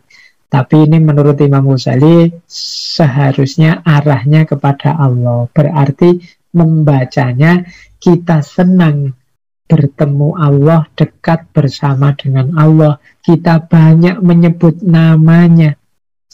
Kita asik berdua. Kita senang kalau berdua dengan Allah, bersunyi berdua, bermunajat dalam zikir, dalam sholat, dalam ngaji, dan lain sebagainya. Kita tidak menyesal kehilangan apapun, terlewat apapun, asal bukan kehilangan Allah atau terlewat Allah, apalagi mengundang murkanya Allah. Kita ringan dan gembira menjalankan apapun perintahnya Allah. Kita takut dan takjub serta merasa kecil di hadapan Allah. Kita cemburu, kita khawatir kehilangan Allah, apalagi mungkin melihat para pecinta Allah yang banyak ada di mana-mana. Inilah tanda-tanda mahabbatullah, tanda-tanda cinta. Saya lanjut. Nah, ini parameter kedalamannya cinta. Ini antara lain ya. Imam Ghazali menjelaskan ukuran dalamnya cinta itu bisa dilihat dalam ridho. Ridho itu rela. Nah, berhubungan dengan Allah berarti kita ridho, kita rela apapun yang menimpa kita. Termasuk yang pahit-pahit, termasuk yang tidak enak, termasuk yang sangat berat. Kita ridho. Apapun yang menimpaku ya Allah, tidak masalah, asal Engkau tidak murka. Bencana apapun, kesedihan apapun, kesulitan apapun yang menimpaku, aku tidak galau, aku tidak sedih ya Allah, asal Engkau tetap dekat padaku, Engkau tidak jauh dariku, asal Engkau tidak murka padaku. Ini namanya ridho. Nah, menurut Imam Ghazali, di antara parameternya keridhaan, itu mudahnya dilihat ketika mengalami kesulitan. Jadi cinta itu sangat diuji dalam situasi sulit, dalam situasi sakit, dalam situasi pedih. Dan itu menurut Imam Ghazali ada levelnya. Yang jelas, yang utama ada dua level. Level yang pertama, level kalau ada sakit, kalau ada kesulitan, kalau ada masalah, itu ya orangnya tidak merasakan sakit, tidak merasakan sedih, tidak merasakan masalah itu. Jadi ini level pertama, orangnya tidak lagi merasakan. Misalnya pandemi semacam ini kan beban. Ada masalah yang harus kita selesaikan, ada banyak problem yang muncul. Allah menetapkan COVID, menetapkan pandemi. Tapi orang yang cinta pada Allah tetap dia ridho. Dia tidak sedih, dia tidak galau. Dia tidak kacau hidupnya. Dia tidak nabrak kiri, nabrak kanan. Nah, ini kata Imam Ghazali, ini seperti orang perang. Orang perang itu kan dia tujuannya adalah menang. Karena fokus tujuannya menang, dia terjun ke medan perang itu kan ketemu banyak kesulitan. Kadang dia luka-luka, kadang dia sampai parah lukanya. Tapi kan tidak terasa luka itu karena apa? Pikirannya sibuk untuk memperoleh kemenangan. Bagi teman-teman yang pernah tawuran, pernah pukul-pukulan, kalau pas lagi tawuran, lagi pukul-pukulan, itu kan kadang sakit, kena pukul itu kan nggak terlalu dirasakan. Kenapa? Karena pikirannya fokus untuk menang. Dari perkelahian, dari pukul-pukulan itu ya terasanya nantilah setelah pukul-pukulan, mungkin malam harinya jarum semua tubuhnya. Tapi tadi di medan laga tadi tidak terasa itu.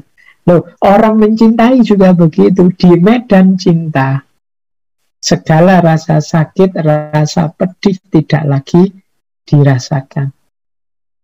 Ini yang menurut Imam Ghazali disebut ridho. Tidak masalah, aku tidak terasa. Tapi ada lagi yang lebih dahsyat. Ini level kedua. Terasa sih.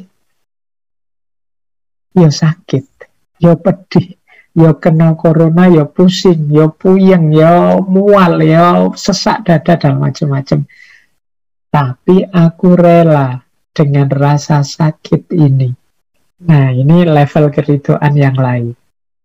Kalau yang tadi kan memang tidak terasa. Yang kedua ini terasa. Masih manusiawi. Tapi aku rela dengan rasa sakit ini. Aku rela dengan rasa pedih ini. Nah, ini parameter untuk mengukur dalamnya cinta. Ya, dua-duanya jenisnya ridho. Cirinya orang yang mencintai. Tapi yang pertama tidak terasa, yang kedua terasa tapi aku ikhlas. Jadi, karena engkau orang yang aku cintai, engkau menyakiti aku, ya, aku terasa sakit. Tapi aku rela dengan rasa sakit ini. Aku rela dengan rasa sakit yang datang ini. Nah, ini salah satu parameter kedalaman rasa cinta. Berarti kalau kita diuji oleh Allah apapun, ya karena kita ini manusia biasa, sakitnya masih terasa. Mungkin kalau para aulia, para wali itu levelnya tadi tidak terasa lagi. Karena sudah sama sekali tidak terikat dengan dunia. Tapi level-level kita, ini level-level yang ya masih sakit, kita masih lapar, kita masih ngantuk, kita masih itu. Mungkin kita mengalami ujian-ujian berat, ya tidak masalah, tetap kita cintai Allah, kita ridho apapun keputusannya, meskipun keputusan itu bentuknya rasa sakit. Kita merasakan, tapi kita rela dengan rasa sakit yang datang itu. Nah, lanjut. Mengapa sih orang tidak bisa mencintai? Kata Imam Ghazali, kemungkinan kolbunya tertutup. Jadi sehingga dia mengingkari rasa cinta itu. Sebenarnya kalau kolbu kita tidak tertutup jernih, mudah kita mencintai Allah, hidup dalam cinta dengan segala keajaibannya. Imam Ghazali mengilustrasikan begini. Terkadang orang kehilangan penglihatan sehingga dia memungkiri indahnya bentuk-bentuk. Dan orang kehilangan pendengaran sehingga dia memungkiri indahnya nyanyian dan lagu-lagu merdu. Maka orang-orang yang kehilangan mata kalbunya, niscaya ia memungkiri keajaiban-keajaiban cinta. Mengapa orang sinis terhadap cinta? Mengapa kalau hari ini kan kalau ada kata-kata bucin lah, ada kata-kata kan orang-orang yang menganggap cinta-cintaan kayak gini tuh, apa ini bahasa nopo sih, ini tidak penting, ini tidak konkret, ini mimpi, ini dunia anak muda, utopia dan lain sebagainya. Sulit membaca keajaiban-keajaiban cinta. Apa ada atau apa orang serido itu, setaat itu, mengorbankan egonya, apa ya mungkin, apa malah tidak manusiawi. Kan banyak pandangan-pandangan seperti ini tentang cinta. Kata Imam Ghazali, kalau ada orang komentarnya seperti itu seperti orang buta yang tidak percaya kalau ada bentuk yang indah. Seperti orang tuli kehilangan pendengaran yang tidak percaya kalau ada lagu yang merdu. Jadi masalahnya ada pada dirinya. Sama orang yang tidak percaya pada cinta, kemungkinan mata kolbunya mati. Bagaimana orang kehilangan penglihatan, orang yang buta tidak bisa melihat keindahan bentuk-bentuk, yang mata kolbunya mati, dia sulit untuk memahami dunia cinta dengan segala karakter dan keajaiban seperti yang saya jelaskan tadi. Bagi orang tertentu membaca yang saya di atas tadi, itu tidak logis, itu omong kosong, bahas apa tuh, itu tidak jelas, tidak konkret, dan lain sebagainya. Semoga kita tidak termasuk ini ya, tidak termasuk mata kalbu, tidak bisa mungkin bisa menerima cinta dengan segala ihwalnya. Kalau teman-teman membaca kisahnya Laila Majnun misalnya merasa, ini tidak masuk akal, konyol, atau membaca kisahnya para sufi yang jatuh cinta yang sampai kehilangan, melenyapkan egonya seperti para wali. Kalau kita membaca itu dengan agak-agak sinis gimana, jangan-jangan memang kolbu kita sudah tertutup sehingga tidak bisa mewadahi aspek-aspek yang sifatnya cinta ini. Sebagaimana orang yang kehilangan penglihatan sulit memahami keindahan, atau orang yang kehilangan pendengaran sulit memahami indahnya nyanyian atau lagu. Baik, terus ini menarik. Di Ihya saya ada satu kalimat yang disampaikan oleh Imam Ghazali begini. Ada 3 orang mulia utama dan para ulama sulit milih mana di antara 3 orang ini yang ranking 1. Semuanya ranking 1, semuanya bagus. Yang pertama apa? Orang yang merindukan kematian, mencintai mati karena rindu kepada Allah. Mencintai mati itu maksudnya tidak takut mati karena rindu pada Allah. Yang kedua, orang yang mencintai hidup untuk dapat berkhidmat kepada Allah. Dan yang ketiga, orang yang tidak milih, mencintai mati atau mencintai hidup, dua-duanya monggo saja, silahkan Allah memilihkan yang mana untukku. Kata Imam Ghazali, ini 3-tiganya utama, 3-tiganya ranking 1. Orang yang batinnya terus rindu kepada Allah, sehingga dunia bagi dia tidak penting lagi. Yang kedua, orang yang menjadikan dunia kendaraan untuk bisa dekat dan menuju Allah. Ini juga orang baik. Punya harta banyak, dikelola, dijalankan sesuai dengan keinginannya Allah sehingga jadi kendaraan untuk dekat dengan Allah. Punya ilmu dalam, dimanfaatkan, disebarkan, dibagikan demi untuk mendatangkan ridhonya Allah sehingga bisa dekat pada Allah. Punya teman banyak, dimanfaatkan untuk melakukan kemaslahatan sehingga mengundang ridhonya Allah dan lain sebagainya. Ini orang kedua, orang mulia juga. Nah, ada lagi orang ketiga. Saya tidak tahu saya itu masuk yang pertama apa yang kedua. Orang yang pasrah sepenuhnya terhadap keinginannya Allah. Mungkin kadang-kadang aku ini masuk gelombang pertama, kadang-kadang masuk kelompok kedua. Tiba-tiba ditakdir Allah kaya, ya aku gunakan kekayaan itu untuk berkhidmat pada Allah. Kalau tiba-tiba ditakdir Allah misalnya serba kekurangan misalnya, tidak masalah, yang penting Allah ridho. Jadi yang diinginkan hanya ridhonya Allah. Baik, sebentar, waktunya sudah mau selesai. Saya lanjutkan. Nah, ini ada satu kalimat yang menurut saya menarik. Saya ambil dari Kimia Usa'adah untuk menutup sesi kita malam hari ini ya. Di Kimia Usa'adah itu kalau teman-teman membaca biasanya terjemahannya ya kimia kebahagiaan. Dalam Kimia Usa'adah itu nanti ada bab bagian terakhir yang juga menceritakan tentang cinta kepada Allah atau mahabbah. Ini satu kalimat dari Kimia Usa'adah melengkapi Ihya kita.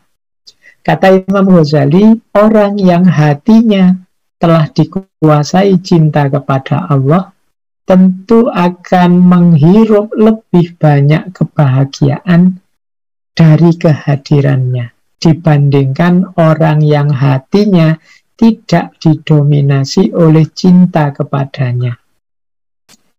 Keadaan keduanya seperti dua orang yang sama-sama bermata tajam melihat wajah yang cantik.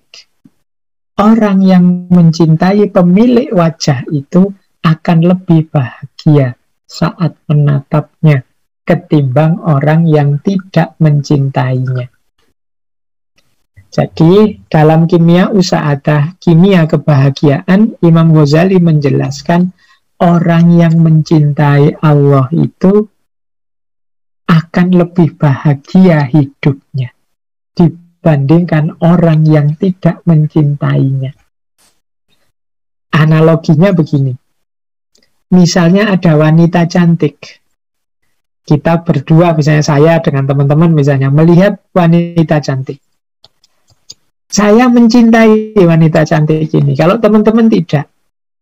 Karena aku mencintai wanita cantik ini, melihat wanita cantik itu kan saya bahagia. Alhamdulillah ketemu yang aku cintai. Senang hatiku, bahagia.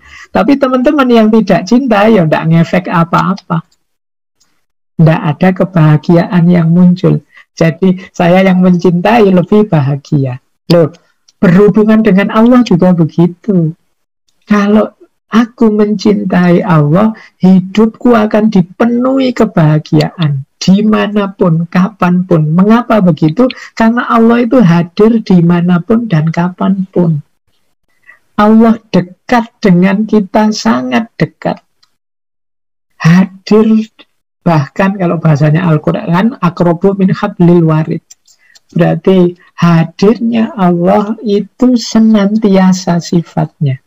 Loh, kesadaran kita bahwa Allah hadir senantiasa kalau diiringi cinta kita kepada Allah, ini kan sangat membahagiakan. Berarti aku ini selalu berdua bersama dengan yang aku cintai. Sementara orang yang tidak mencintai Allah, ya tidak ngefek. Diberitahu bolak-balik Allah dekat loh ya, Allah selalu mengawasi kita loh ya, kita itu selalu bersama Allah ya, tidak ada efeknya apa-apa. Wong memang tidak ada rasa, tidak asa kecintaan itu kepada Allah. Nah, jadi kata Imam Ghazali berarti apa? Mencintai Allah itu sumber kebahagiaan kita. Kalau ingin hidup kita sepenuhnya bahagia seperti kita bersama kekasih kita terus-menerus, orang yang kita cintai terus-menerus, maka ayo mencintai Allah. Kalau mencintai manusia kan ada momen kita berpisah, ada momen kita tidak bersama, ada momen kita dikecewakan. Tetapi mencintai Allah tidak. Maka rumus bahagia sepenuhnya bisa kita temukan dalam mencintai Allah. Inilah yang diajarkan oleh Imam Ghazali. Nah, menarik. Mungkin sesi malam hari ini saya tutup dengan satu doa. Ini doa dari Nabiullah Daud yang di Ihya juga disebut. Ini ada satu hadis, satu ketika Rasulullah menceritakan doa dari Nabiullah Daud. Kalau teman-teman merasa cocok dengan doa ini boleh diamalkan. Jadi Nabi Daud itu doanya seperti ini. Allahumma inni as'aluka hubbaka wa hubba man yuhibbuka wal amalalladzi yuballighuni hubbaka. Allahumma j'al hubbaka ahabba ilayya min nafsi wa ahli wa minal ma'il baridi. Ini doanya menarik. Yang pertama, Nabi Daud berdoa, ya Allah, sesungguhnya aku meminta cintamu. mudahnya, ya Allah, anugerahilah aku cinta kepadamu. Wa hubba man yuhibbuka, dan cinta orang yang mencintaimu. Jangan lupa, orang yang bisa mencintai Allah itu pasti orang istimewa, pasti para kekasihnya, termasuk Rasulullah. Maka hubba man yuhibbuka ini penting, kita dicintai oleh manusia-manusia yang utama, para kekasihnya. Kita minta itu. Wal amalalladzi yuballighuni hubbaka, dan amal perbuatan yang membuatku sampai pada cintamu. Jadi ya Allah, semoga aku bisa melakukan apapun yang menghadirkan cintamu, membuatku sampai pada titik cinta. Jadi wal amalalladzi yuballighuni hubbaka. Nah, terus doa yang kedua, Allahumma ja'al, ya Allah, jadikanlah cinta kepadamu lebih aku cintai daripada cinta pada diriku sendiri, kepada keluargaku, bahkan kepada ma'il barid. Ma'il barid itu air dingin. Ya, ma'il barid itu mungkin maksudnya kenyamanan hidup. Ya, kalau di Timur Tengah, padang pasir, air dingin itu kan sesuatu yang sangat mahal dan berharga. Nah, Nabi Daud berdoa, semoga aku lebih cinta pada Allah daripada kepada diriku sendiri, kepada keluargaku, maupun kepada kenyamanan hidup, pada ma'il barid. Nah, itu kalau bagian belakang itu penjelasan hadisnya. Wakana Rasulullah Shallallahu Alaihi Wasallam idza dzakara Dawuda yuhaddisu anhu qala kana a'badal bashar. Mengapa sih Rasulullah menceritakan doanya Nabi Daud? Karena Rasulullah itu kalau diminta keterangan tentang Nabi Daud, beliau menjelaskan Nabi Daud itu a'badal bashar, manusia yang paling kuat ibadahnya. Jadi ibadahnya paling mendalam. Nah, beliau ternyata doanya seperti ini, meminta rasa cinta kepada Allah dan juga cinta kepada semua yang mencintai Allah, orang-orang yang mencintai Allah, serta minta diberi kemampuan melakukan segala amal yang bisa membuat kita sampai pada cintanya Allah.